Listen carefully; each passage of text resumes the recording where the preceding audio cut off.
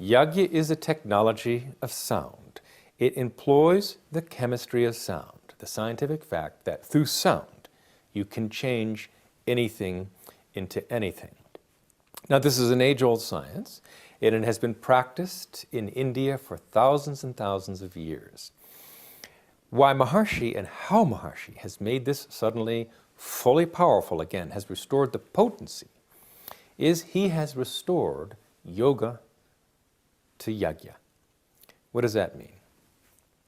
Instead of just training the Vedic pundits as they traditionally have been for hundreds of years, and how to recite certain sounds vocally on a rather coarse level of audible speech, that's on the Vaikari level of speech, Maharishi has added to the training of the Vedic pundits a very powerful fundamental technology of yoga, transcending.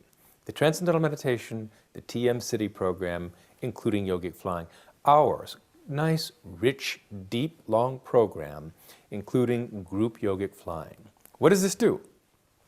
It allows the mind, as we all well know, to traverse the whole range of speech, the entire range of thought from coarse to subtle to transcendent. There are different words for those levels of mind, different Vedic expressions for those different levels of speech. Vaikari, the grossest. Madhyama, abstract conceptual. Pashyanti, fine feeling level. And para, transcendental level of speech, the origin of speech. In a yogi, in a Vedic pundit, all those levels of mind are enlivened. All those levels of speech are enlivened.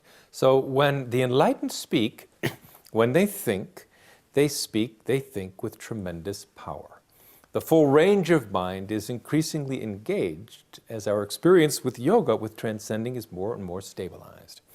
The Vedic pundits have been practicing long programs, including yogic flying, for many, many years.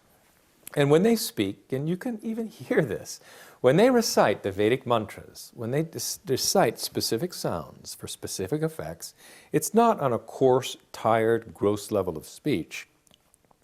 Yes, the speech is engaged, you can hear the recitation, but the different subtler, more powerful levels of mind are also engaged. So the full range of the power of the mind, full range of human intelligence, even from its absolute level, is engaged in a performance of Maharishi Yagya. That's the critical difference. Years and years of training in Yagya and yoga. Maharishi has restored yoga to Yagya, has restored full power to Yagya. So what is a Yagya again? A Maharishi Yagya is the precise selection of the Vedic mantras, a precise selection of sounds from the Vedic literature. And it is the application of those specific sounds and recitation of those specific sounds to achieve a desired effect through what we call the chemistry of sound. What's different about a Maharishi Yagya, again, is not necessarily the prescription for the sounds. That is an ancient and inviolable tradition. It is the power with which those sounds are recited. And as we know, thought can be very feeble, or thought can be extremely powerful.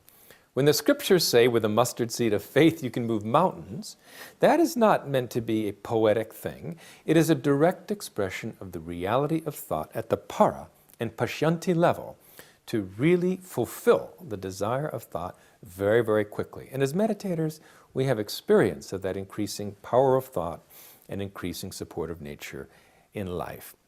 So it's an incredible thing that Maharishi has done in reviving, you could say, restoring yoga to yagya, reviving the power of yagya. But this basically is how a yagya works. It is how a yagya has always worked.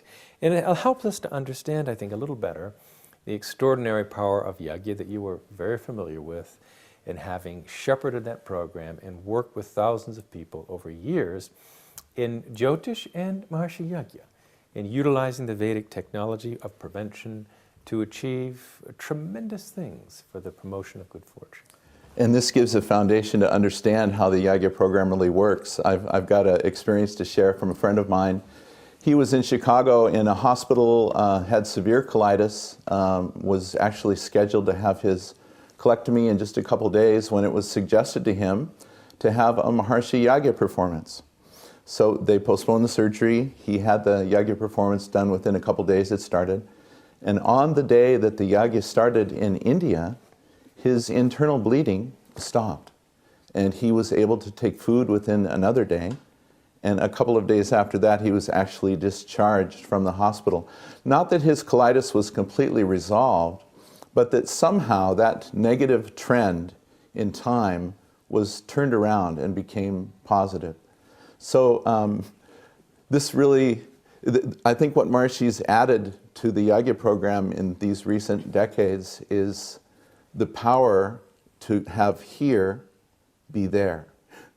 And that's really, I think, the explanation is that the pundits work on a level that's so profound that they actually touch that level of life where here is there. And that is how they could be performing a Yagya in India and have a result that was experienced in a hospital bed in Chicago. That's very interesting, and it's a point I didn't really make, that the power level of speech from where the Vedic pundits recite is not only vastly more powerful than tired, gross speech, but being at the level of para, being at the level of the unified field, being everywhere simultaneously, that is an unbounded level of experience, an unbounded level of reality, that will allow us to explain how the effects of the Yagya can be wherever they're desired to be, even from thousands of miles away. It's a very, very beautiful point. And the Maharishi Vedic pundits are trained extensively from age 8 or 10 all the way up through their 20s and even beyond. Their training includes TM and TM City program, as you mentioned, which they practice collectively together. And they live and work in perfect Vastu, in Maharishi Vedic architecture designed buildings and program halls. So they've got the best of all worlds in creating the effect that they're creating. Well, it's absolutely true, and it's certainly well known all over India that Maharishi's Vedic pundits are the best trained. They receive a far more extensive training, extending to the very precise nuances of pronunciation. And they're all trained in a completely uniform way by the greatest pundits with the purest pronunciations from all over India. And they're trained, as you said, for years and years and years. And equally important, they're trained in the power of clear, deep transcending.